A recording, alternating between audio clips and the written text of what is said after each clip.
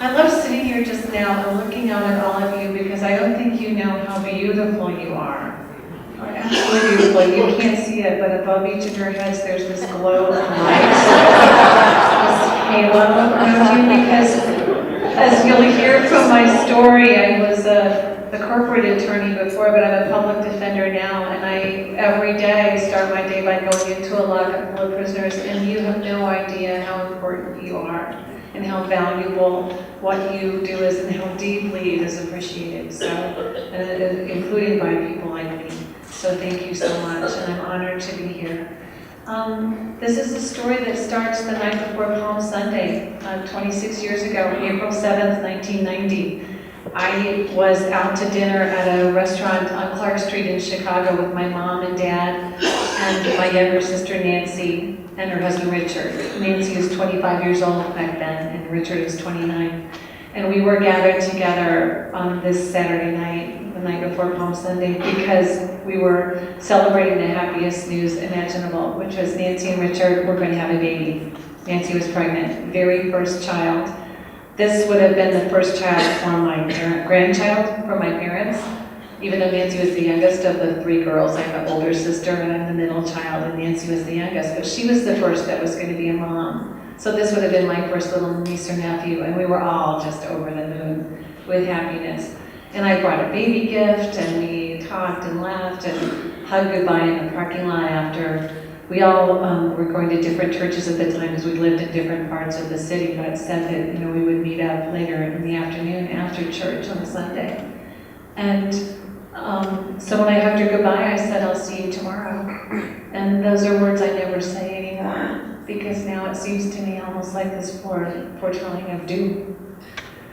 Because I had no idea when I hugged her goodbye that that was the last night I'd see her on earth.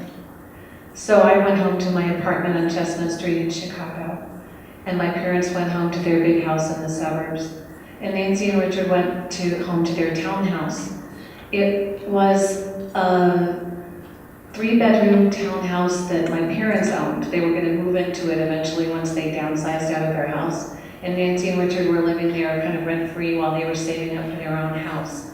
And it was in one of the safest, most affluent areas in the country, Winnetka, Illinois. There had not been a murder in Winnetka that was unsolved, no unsolved murder in a century before Nancy and Richard were killed. And there had been only one murder that, in that whole century. There was a kind of a Newtown, Connecticut-like shooting in one of the elementary schools in the town. This deranged woman named Lori Dan had burst into the school and shot 6 youngsters and killed one of them, this little boy named Nicky Corwin. And then she killed herself. So the crime was solved instantly. So Nancy and Richard drove home to their house, townhouse, never expecting what they found when they got there, which is that the killer was waiting for them. He had used a glass cutter to break the glass in the sliding glass door in the back of the townhouse, because he was smart enough to know that if he had broken the glass, it would have made the sound of breaking glass and a neighbor would have called the police. And so at the crime scene, you could see these pieces of glass stacked on the ground. He had a .357 Magnum revolver, which he pointed at them. And he handcuffed my brother-in-law, Richard. Richard was this former athlete. He's a product of Catholic schools on the south side of Chicago. Played football, basketball, and baseball. And so he was incapacitated then by these handcuffs. And so then Nancy and Richard just started begging this intruder, for their lives. I mean, they, offered him their belongings. Nancy had cashed her paycheck that day. All $500 of it was found strewn on the ground, not a penny taken. And at one point, the dog that they had this little Cocker Spaniel named Pepsi. And Pepsi, the dog, ran into the living room, and I don't think that he knew there was a dog in the house, and it startled him. So he squeezed the trigger of the gun by accident, and a bullet went off. And at the crime scene, you could see this bullet lodged in the wall. And that's when they said, right, someone's going to hear that and call the police, and you should lock us in and go. And so he took them at gunpoint down to the basement, but instead of locking them in, he put the gun to the back of Richard's head and fired once execution style. And I always imagine what that must have been like for Nancy, because she loved him. She wanted to have a family with him and grow old with him. And to see him slump to the floor, dead, and then to see the gun turned on her, pointed at her. She instinctively covered up her own head with her arms, like this, and huddled in a corner. And so he fired instead into her pregnant side and abdomen twice, which is the cruelest place imaginable. I can't describe to you how much she just wanted. I was single and childless, and I was a lawyer at this big corporate law firm, and that was my life. All she wanted to be was a mom. She just wanted to hold that baby in her arms, and she never got to. And so after he fired those bullets, he fled, and the coroner, the autopsy estimated that she probably lived about 10 minutes after that. And the marks on her body and the blood trails in the basement shows what she did. The first thing she did is to try to call for help. And these are the days before cell phones. I know it's hard to imagine such a time, but there was no such thing as a cell phone in 1990. And so the only way she could call for help was to try to make a noise. And at the crime scene, you could see this shelf that she had been banging on with a metal tool, the indentations in that shelf, trying to have anyone hear it and maybe come and help them. And I think at some point she must have realized that no help was going to come, that her husband was dead already, that her baby was dying inside her, and that she herself was dying. I imagine that, I just pictured the darkness kind of closing in around her. And so she dragged herself by her elbows over to where Richard was. You could see on her body the marks and bruises, scrapes on her elbows where she had to drag because she was too weak to stand. And before she died next to him, she did the most extraordinary thing. She dipped her finger in her own blood and drew the shape of a heart and the letter U next to him. Love you. And that, I think, was her benediction, not just on the life of the man she loved, but on this world that she was leaving, alone so much. I mean, Nancy was the life of the party. She was the good, sweet, funny, sunny one, the one that when she walked in the room, you knew there was going to be laughter and music. And so that was how she spent her last moments, not thinking of hatred and vengeance and leaving a message of who had done this. Her last word was love. And the next day, my dad went over to the townhouse after church and rang the doorbell, and when they didn't answer, he had a kind of a foreboding. And so he owned the townhouse, and so he had a key. He opened the door, and the first thing he saw was the broken glass of the townhouse, sliding glass door in the back, and the dog running around the living room floor, and the light on in the basement. And when he went to the top of the stairs, he looked down, and there was his youngest daughter and his son-in-law lying there dead at the bottom of the stairs. And at that very moment, I was standing in my church. I sing in the choir at Fourth Presbyterian Church, this big downtown church in Chicago. And it was Palm Sunday, so I had my choir robe and my music folder and my palm branch, and I'm ready to go down the aisle to this joyful music. And the church secretary comes to me and says, "You have a phone call." And the phone call was my father telling me that Nancy and Richard had been killed. And then the pastor of their church was going to drive down and pick me up. And they took me to the Winnetka police station where my parents were. And that's when we learned for the first time that Nancy and Richard had been shot to death. And it was so unimaginable to me that someone could look in the eyes of my beautiful sister, these shining, bright eyes, and do this. Pull the trigger that would snuff out that life forever. And the first thing out of my mouth, and I don't even know where this came from, was, "I don't want to hate anyone." And I think the reason I said that is I knew that something, I mean, I had led a pretty happy, wonderful life up until that moment, not free of trouble, no one's is, but nothing like this, nothing like this evil, this horror. And I knew you had to respond to it. You can't not respond to evil. And I knew that if that response was hatred and bitterness and wanting to get who had ever done this and fry the bastard and hang him right and all of that and striking back, that it would take me off into this ocean of hate. And it wouldn't affect whoever had done it at all, right? They wouldn't care. They might even want my hatred. It would give them a sense of power. And so I knew that Nancy's memorial somehow had to be about love, about these last words that she left. And so for the next 6 months, as I was going to my job at the big law firm in downtown Chicago, it was unsolved. No one knew who had killed this happy young couple. Why would anyone want to take their lives and assassinate them in this way? And I'd walk by strangers on the street and look at them and go, was it him? And was it them? Is it her? Are they coming back from the rest of my family? Is it some deep-seated hatred towards us that we just don't even know about? And all these wild theories were circulated that it was the mafia, or it was loan sharks, or some disgruntled employee that Richard might have fired, from his job, and some jealous ex-boyfriend of Nancy's, or Irish terrorists.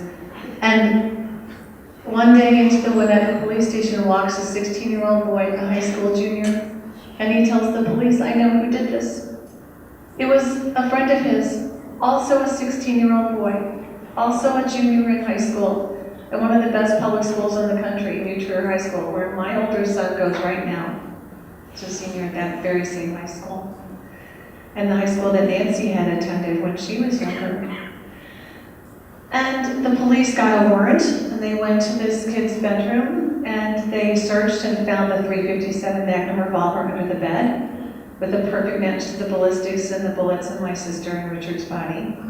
The glass cutter, handcuffs like the ones he had used on Richard, other burglary tools, this trophy notebook he had kept with press clippings about the murders, torn out of the newspaper. We even learned that he had gone to Nancy and Richard's funeral. And they arrested him, and they held him without bond at the Cook County Jail. And he went to trial about a year later. And he took the stand, and again, smart enough to know that if he pleaded insanity or something, he wouldn't end up walking free. He'd go to the mental health, locked facility probably till the day he died. Because you can keep someone there until the maximum amount of their sentence, and it was a mandatory life sentence that he was looking at. And so he took the stand and decided the best way to try to get out of the sentence that he was facing is to blame it on someone else. So he blamed it on an innocent friend of his, said that a friend had come to his house, knocked on the door and said, here, take this gun, I just killed 2 people with it. And the jury didn't buy it. It completely contradicted the mountain of evidence against him. His own confession, bragging to his friend and to many other people about what he'd done. Knowledge of the crime scene that only the killer would have had. And so the jury took only about 2 hours to deliberate before they found him guilty. And a month later or so, he came up then for sentencing. And at the time, there was a death penalty in the United States for juveniles who committed murder. In other states like Florida, Texas, Missouri, Illinois did not have one back in 1990. What we had, maximum sentence that you could get for a multiple homicide as a juvenile is life in prison without the possibility of parole. What does that mean? That means you go to prison and you die there. You go in as a 16-year-old boy and you come out in a coffin. There's no parole hearing ever where we take a second look at you down the road and say, are you rehabilitated? Are you remorseful? Can we let you out? It's a life without parole, real natural life sentence. And when he got that sentence, they took him from the courtroom through this wooden door back to the lockup behind the behind the bench. And my mom was sitting next to me on these wooden benches in the courtroom. And she said, we'll never see him again. And I was glad of that. When he got this sentence, I supported it. Because I figured, I had forgiven him, not directly to him, but in my own mind and heart. Because he showed no remorse, he'd taken no responsibility, so I figured this forgiveness that I'm giving is not for him or about him in any way. It's not meant to include him. It's really for God and for Nancy and for me. The God part is I call myself a Christian, and we know that we're commanded to forgive. That is not an option. I mean, it's in this prayer that we say, the Our Father, that to forgive us, as we forgive those who have trespassed against us.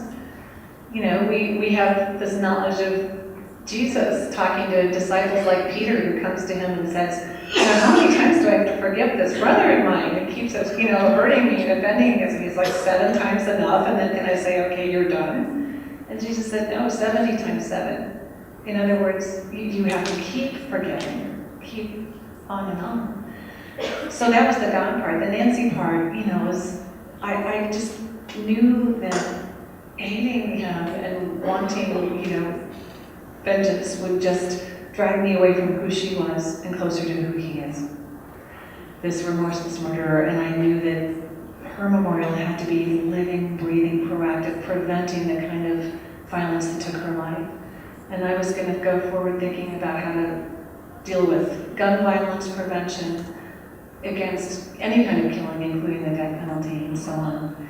And I forgave for me because there's this saying that hating another person, hating someone else, is like drinking poison and then expecting the other person to die. And I didn't want to do that. And so I forgave him, but the image I have of my forgiveness of him was like this: I forgive you, and now I'm wiping my hands of you like you're dirt. I'm just going to shake you off my feet like dust. I'm going to leave you behind. I will never think of you ever again. And I'm going to go forward thinking about Nancy and Richard and how to honor their life. The first step I took was to leave the fancy corporate law job and take a 2/3 pay cut to become a public defender. And it's a job I'm so privileged to do and I love so much because I get to do what all of you do. I get to work with prisoners every day. And that's where you find Jesus, right? I worked against gun violence, I worked against the death penalty, and for 20 years, that's what I did. And I spoke about forgiveness because I had forgiven him, like I said, in my mind and heart. And I spoke all over the world about that to everyone except one person, him. Right? And so I met a law professor that I write about in my book, Change of Heart. His name is Mark Osler, and he's an opponent of the death penalty, and an unusual one like me. I'm an unusual opponent of the death penalty because I am a murder victim's family member, and I'm against the death penalty. We were asked about that when he got that life sentence. The first thing that the press wanted to know is, aren't you disappointed that he didn't get the death penalty? And I said, no, because there's nothing that could increase the horror of Nancy's loss and death and to create a new suffering, grieving family over the death of their loved one. We're just digging another grave, we're shedding more blood, we're not bringing Nancy back. That's not going to heal me to hurt another family. And so, I was against the death penalty, and so was this law professor, Mark Osler. And he's a former U.S. attorney, former prosecutor against the death penalty based on his Christian faith. And he gave me a book written by a colleague of his named Randall O'Brien. Randall's this Yale Divinity School educated, Southern Baptist, pastor, preacher, author, and now university president in Tennessee. And he wrote this chapter in his book about forgiveness. And it said this, and when I got to this sentence, I came to a screeching halt, like literally you can hear skid marks. And here's what it said. It said, no Christian man or woman is relieved of the obligation to work to reconcile with those who have wronged them. No Christian man or woman is relieved of the obligation to work to reconcile with the person who's wronged them. And I was so affronted when I read this sentence. I said, you have got to be kidding. I have forgiven this young man. I am not thirsty for vengeance against him. I'm not thinking of him at all. I get to do all this good work, in memory of Nancy and Richard, not thinking about him. And you're telling me I need to put that on hold, go to where he is, this person who's never shown remorse, never apologized to me and my family, and work, and that's my job. I'm supposed to do that. No. And I called Mark Osler to yell at him for giving me this terrible book. It had this sentence in it. And he was like, don't let me talk to Randall O'Brien, And I said, I can't call a university president and tell him I hate this thing he's written and why did he say this? And Mark said, yes, you can. He'll be very gracious and very loving, and then he'll tell you the truth. So I said, okay. So I got the nerve up to call the president of Carson Newman University and to leave a message with his administrative assistant that Jeanne Bishop wanted to talk to him. And he did call me back a few days later. I write about this in my book. I'm sitting at O'Hare Airport, and it's one of those dark, freezing cold nights. And the snow's swirling around me. I'm waiting to pick up someone who's falling asleep. And I get this phone call from another part of the country, this southern, he sounds like Jimmy Carter, Jeanne Bishop. And I told him the story I told all of you about this young man who killed my sister, unrepentant, remorseless. And this book he'd written with this sentence in it. And I said, you know, how challenged I was by that. And he did exactly what Mark said he would do. He was like, oh, you just showered me with love. Oh, you sound like such a wonderful person and so spiritually far down the road. I know in time you will discern the answer. And I'm like, no. I said, what would this even look like? And he said it would look like Jesus on the cross.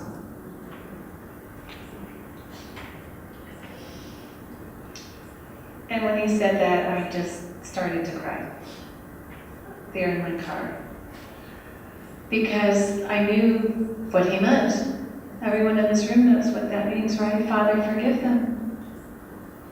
Father, forgive them. That's what Jesus did as he's being killed by people who are not sorry, who have not expressed remorse. They're in the process of killing him, and he's doing something that I had never once done for this young man. He was praying for them to his Heavenly Father. And I had never prayed for this young man who killed Nancy and Richard. And in fact, I had never even said his name. I did what I did so far tonight. For 20 years, I called him the intruder, the murderer, the offender, the teenager, the killer. And I did that on purpose because I wanted his name to die and Nancy and Richard's to live. Because, you know, we know the names of Timothy McVeigh and Jeffrey Dahmer and John Wayne Gacy. Can anybody here name one of their victims? And I wanted people to remember the name of Nancy Bishop Langer. Or Julie Marie Welch, the daughter of my friend Bud Welch, the only daughter of Bud, this faithful Catholic gas station owner from Oklahoma City, whose daughter was blown apart in the Oklahoma City bombing at exactly the same age as Nancy. So, but how do you pray for someone whose name you won't even say, right? You're making him a non-human being. And so my first repentance was to say this young man's name. His name is David Bureau. That's the name of the person who killed Nancy. And what Randall got me to see in that conversation that we had is that God loves David Bureau every bit as much as God loves me. Jesus died for him. His life has worth and meaning and purpose. And I am flawed and fallen. We are all the killers of the sinless Son of God. We all know what it's like to hurt someone, to betray and wound them, and to be in need of forgiveness, to be in need of going to someone and saying, I am so sorry. Will you take me back? Will you let me back in? And we know what it's like, every one of us in this room, what it's like to be wounded, to have that, terrible, thing done to you. And so I started praying for him, and then a change in the law happened. The Supreme Court ruled that this sentence that he was serving, this mandatory sentence of life without parole, is unconstitutional. It's cruel and unusual punishment under the Eighth Amendment because it doesn't take into account the youth of the offender. The court said you can still sentence juveniles to life, you can still give them that life without parole, but it can't be mandatory. The judge has to look at all these individual factors and then, reach that decision. And so I knew that this young man, David Bureau, could be resentenced. And so I was starting to have a change of heart about that sentence, about how merciless it was. But, now that it was possible that he could get out, I was saying to my law professor friend, Mark Osler, I don't know how I feel about this, because, he's still remorseless. And Mark said, you don't know that. How do you know that? Because you never even talked to him. He was right. And so I wrote a letter that very night to David Bureau. It's reprinted in its entirety in my book. It's a very short letter. It just said, I forgave you a long time ago, and I told everyone in the world but you. And I'm sorry, that was wrong. And I waited all these years for you to apologize to me. I'm going to go first. I'm sorry. And if you want me to come and see you and talk to you, I will. I mailed that letter with this prayer just like that, I'd do something with it. And I think I was expecting to get a letter back, angry denunciations or, smarmy, ingratiating or denials or, maybe not to hear it all. Maybe for him to just crumple it up and throw it away and laugh over it with his cellmate. And instead I got back a 15-page letter, front and back, that starts like this. I know you've waited a long time to hear this, and I won't make you wait any longer. I am guilty. I did kill your sister and her husband, and I'm so sorry. If I could take it back, I would. And then in the next 15 pages, he traces his journey, his change of heart, his trajectory of going from trying to get away with it, denying it, to being in prison. And you know how prisoners watch a lot of TV sometimes, and you can see on the news like some heinous crime, and he'd say, oh my God, those people are animals. And then he'd think, wait a second, I did that. Like, that's me. And then he had this relationship, this woman who befriended him, and she was visiting him and writing him, and then one day she just disappeared, just vanished from his life, cut him off completely. No visit, no phone call, no letter. And all he wanted to know was, like, why? Had she never loved him in the first place? Did she love him and then change her mind? Was it never true to begin with? And then he started thinking, wait, I bet the Bishop family wants to know why. Like, why did I kill their loved ones? On its face, it looks so senseless, right?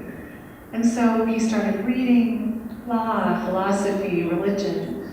He started thinking, he started growing. He went from being a 16-year-old boy to a 42-year-old man. And so I went to visit him. I write about it in the book. I'm visiting him still. It's incredibly healing for me to see the regret that he has. And he told me the more that he gets to know Nancy through me and the stories I've been telling him about her, the worse he feels about taking her life. Because now she's not this nameless, faceless stranger. She's this fully formed human being that he sees would be such a light in this world, and what a loss it is that because of him, she is no longer in this world. It's been wonderful for me to have something I never got at the trial, which is a one-on-one, face-to-face victim impact statement of this is how what you did affected me, my mother, my father, Nancy and Richard's friends, co-workers, college roommates, everyone that loved them. And it's been such an amazing process because it's something that we kind of did on our own. We just made up, because there was no restorative justice program that we signed up for and had a mediator. We're just doing this thing, as human being to human being, just taking one step at a time, walking forward. Why does this story matter to you? I think for a couple of reasons. One is that for all of you who work with prisoners, I think many times there's this assumption that every victim's family member wants the harshest possible punishment, wants nothing to do with the killer, and will be frozen in time as if in amber forever and be unchanging in how they feel. And so there's this reluctance sometimes to reach out to the victims, even to express an apology.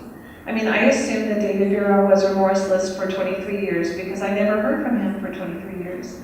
Well, as he developed that remorse, he was scared to write to me because he was worried that he'd inflict trauma on me if I even just saw his name at the top of an envelope that came unexpected into my mailbox.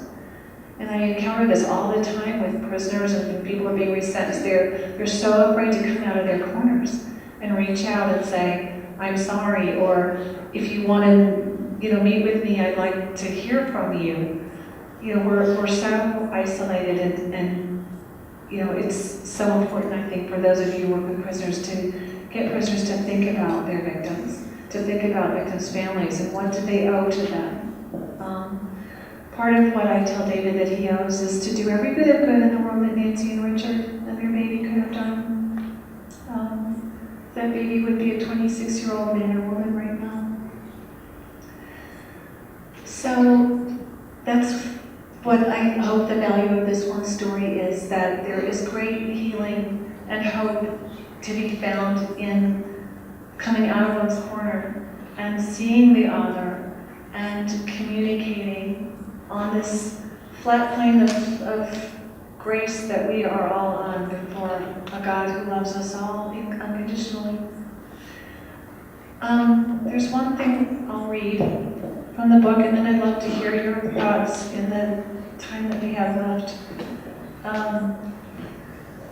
And this is when I'm on the beach in the summertime, and there's a priest saying the Mass. And before that, in his homily, he was talking about our messiness, our human messiness, how we mess up. And he said, how does God respond to that messiness? Mercy, mercy, mercy. Take the glasses to read this. That word hung in the still sunlit air. We sat silent, no sound but the distant crash of waves on the beach, the song of birds overhead. The word lodged in my heart, mercy. We, the congregation, said that word a short time later, just before we lined up under the shade of a spreading tree to take the bread and wine. Lamb of God, you take away the sins of the world. Have mercy upon us. You take away the sins of the world, I pondered. What does that mean? Whatever it meant, I knew it couldn't mean saying to any human being, we're taking the sin you committed and freezing it in time forever. No matter what you do, how much you repent and show remorse, you are forever only one thing, killer. And we will punish you endlessly for it. I knew this in my heart. I could no longer support this merciless sentence of life without parole for juveniles. And in the very next moment, like daylight breaking into darkness, I knew something else. I'd always thought the only thing big enough to pay for the life of my sister was a life sentence for her killer. Now I understood. The only thing big enough to equal the loss of her life was for him to be found. That's what you're doing, you saints in this room. You are finding people. So this is the part I love best, where I get to hear from you. Thoughts, questions. This is Adler. Now I know what our law professors at Northwestern felt like when they saw that hand raised. This woman and I went to law school together, and she was always in the front row, and when I was scared hanging back going, I can't answer this, she would raise her hand. And she still said, girl, I love that. Jeanne does so much. I have one question. And I know that you will take this as a challenge, but maybe there's already an answer to it. I wonder whether the young man has any idea what the world lost in losing the light in him. And on the other side of the coin, there were other victims of his crime. I'm thinking of his family. I think of what their journey must be and how devastating it must have been. Is there anything that you can share with us about that? Do you know about that? Has there been a journey? I do. That's such a lovely question, Donna. Yes, I will. The question is, what about his family? Because I've talked about how this loss affected my family, but how did his crime affect his? So he has a mother, a father, a sister, and a brother. The mother died of illness and I think heartbreak shortly after he was sentenced. The brother, one of them, is a lawyer in Boston and has a family of his own and sees him maybe once every couple of years, not super close. His sister, who's also interestingly named Nancy, and about the exact same age as my sister, Nancy, is completely estranged from him. You know, she was just so upset and devastated that, you know, for the rest of her life, she had to explain to every guy she dated and that she had this brother in prison for a triple homicide. His father, Nicholas Bureau, is exactly the age of my mother. He's 87 years old. And every 2 weeks for the last 26 years, he has driven that long drive to Menard Prison, to Pontiac when he was in Pontiac, to Stateville when he was in Stateville, and gone through this search and sat in a crowded, noisy visiting room to see his son every 2 weeks, that faithful love. And I'm the only other regular visitor for David besides Mr. Bureau. And he's old. He has cancer. He knows he's not going to be able to do that drive much longer, and then he may not even be able to talk to him on the phone or be there for him anymore. And so he is so lovely to me, and so glad that there's another human being on this earth that's visiting his son and cares. So that to me is kind of like the St. Augustine, right? About us to preach the gospel at all times and use words if necessary. So I'm just showing that love by showing up. Yes. Yes. I would just add a similar story. I just finished a Kairos retreat in Lucasville. There was a young man that sat next to me at the retreat. He was there for murder, he told us later. Shortly before I left, they asked if they had any prayer intentions at our table, whether they'd like us to take them back to our congregations. When I got to his prayer, it started with a story like what I'm sure you heard from him. What he asked for was forgiveness from the family, who he never apologized to for taking the life of their son. So forgiveness is a powerful thing, and he was getting in touch with it. Yes. Jeanne, was anyone who was close to you or close to your sister turn her back on you and just said, no, we don't understand? Oh, I love that question. The question is there anybody close to me or my sister that because of this forgiveness and reconciliation has turned their back on me? Yeah, you know, when I first wrote my book, and it's my first book ever, my only book, and I handed it to my editor like, and here is my book, you know, publish it. And he handed it back to me and said, after reading it, and said, you haven't talked about what this cost you. And I didn't, because it was very painful. There were some terrible, damage to relationship between, my older sister, who's very angry at the killer still and wants him to serve every day of his sentence. And in her mind, he can't suffer enough. That relationship's been mended, but it went under great strain, and, a whole bunch of people, and that's where you learn what Jesus was talking about when he said, blessed are you when people revile you. Because not everyone's sitting on the sidelines going, hey, good for you that you're, doing this. I mean, I wrote a piece for the Belief blog at CNN.com, and I quote some of the comments that I got in the book. And I usually never read comments to anything I write, because I figure I'm putting an idea out there in the world and people can like it or not like it.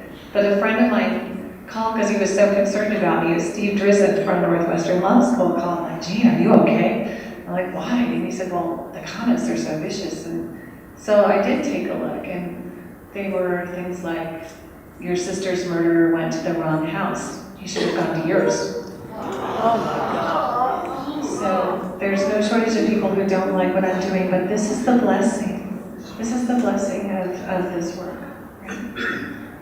Yes? In your ability to kind of go on this journey previously, before this happened, did you have a deep faith that maybe that somehow was able to, bring you where you went, or whereas somebody else saying Yeah, the question is like, did I know that I could do this? I was sitting in a group just like you are right now, and it was at that People of Faith at the Death Penalty Conference. And I heard from this woman named Marietta Yeager. And Marietta's 7-year-old daughter, Susie, was abducted from their tent where they were sleeping on a camping trip. And she was repeatedly raped and murdered and dismembered by the person who took her, this 7-year-old girl. Last weeks of her life were a living hell that we cannot imagine. And I heard her mom speak about going through this transformation where she wanted to kill who had ever done this with her bare hands, and a smile on her face. And then she felt this voice of God saying, that's not how I want you to feel. And she said, that was the moment I gave God permission to change my heart. Like, it wasn't instantaneous, it was like saying to God, I am going to let you be the sovereign Lord of my life. I'm going to allow you to change my heart, but you gotta help me, right? And to hear her speak about forgiving this killer, praying for him, I remember hearing her talk and thinking, there's no possible way. I could never do that. Never. I could never ever do that. And then here I am. And that is what I learned, is that God is greater than our hearts. God is greater than our limitations. God wants to help us. God wants to take these broken pieces of our woundedness and redeem them. And not just for us, but for the people we serve. Not just for the wronged, but for the wrongdoer. Yes? Did you ever find out why the person did this?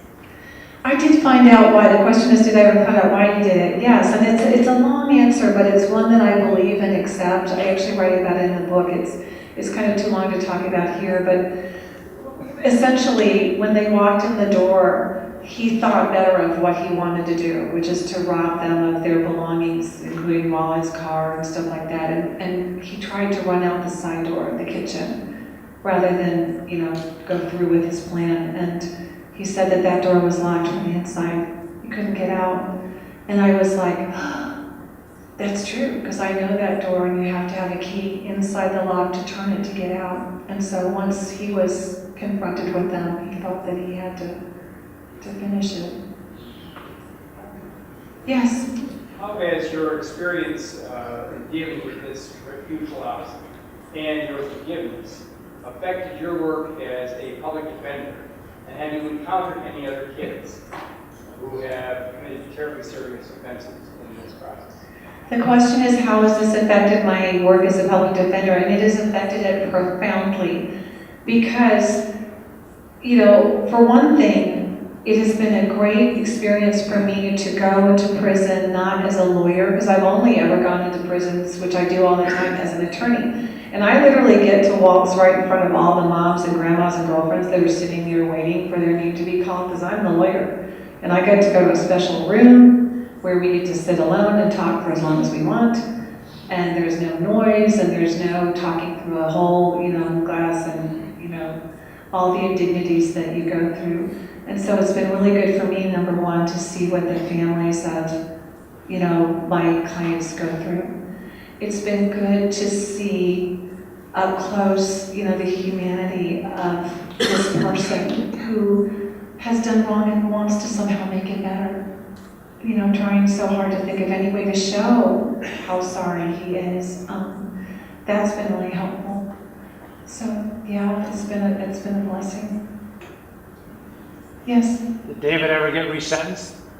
David has a petition to be resentenced, and that hasn't happened yet. There's only been one young man so far that I'm aware of that's gone through a resentencing hearing and be resentenced, and that's a guy named Adolfo Davis, and he was a 14-year-old who was not even the person who pulled the trigger that killed the two people, and he was resentenced to life. Yes? With the work that you're doing right now with offenders, am I correct in presuming that you don't share your story with them? As a public defender, normally I do not share that story. Some people find out about it and they ask me about it, and then I answer truthfully. I did have a wonderful experience. I got to go to Stateville Prison and speak to a group of all first-degree murderers. And it was so wonderful, and a bunch of them are writing to me. In fact, I get letters from prisoners all over the country because there was a TV show about this. And when they see it, I get letters from people. And I learned so much from them. And it's, you see this amazing desire to somehow express the remorse that they feel and to show in their lives that they're not that person anymore who did that terrible thing. Yes? You've been in contact or aware of the killer's family. Have you had opportunities to speak with them, and what was that journey like? Yeah, the question is, have I gotten to meet the killer's family? And yes, I write about that in the book. There was the day before I went to visit David for the first time, I had reached out to his dad to let him know. And his father met me in this coffee shop in Winnetka, and we talked for like 2 hours.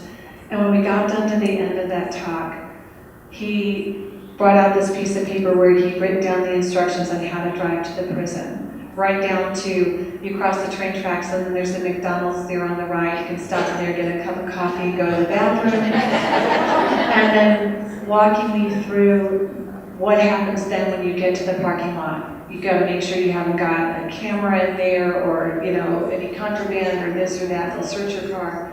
You can't bring anything in, no cell phone, no pens. All you can bring in is your car key, because you're gonna lock all your belongings in it, an ID, car key and your ID, and one thing very important, in 2 quarters, because when you get there, you've gotta lock your car key in these little lockers, you know, when you drop the coins in the slot. And so he opened up the palm of his hand and he said, I brought you 2 quarters. He put that in my hand and he said, God bless you. So, yes. I became aware of the power of this victim offender conversation. My first employee in our nonprofit was a woman that I didn't know had gone through a heinous crime.